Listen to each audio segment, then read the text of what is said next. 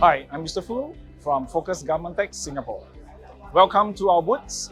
We have waited for 3 years to join Government Techs, and then we have displayed all the automation from denim, knits, folding, and suitwear and trousers automations. So we have latest technology that can help Bangladesh to be full automations, and also that they can use their latest technology to increase their productivity and quality. So we have invested a lot of R&D to produce our latest machines. So as you can see, we are full of crowd. I think that we are the only one that display the full complete automations in Government Techs. I believe Bangladesh in the next few months, the business will picking up because of the recessions recently.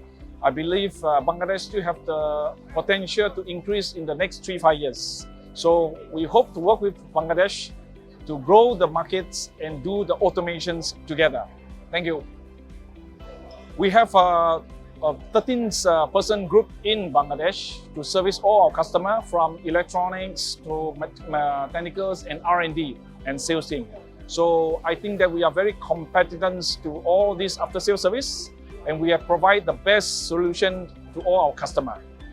Okay, I think we have a very good response as we have the latest technology that need wovens and this denim.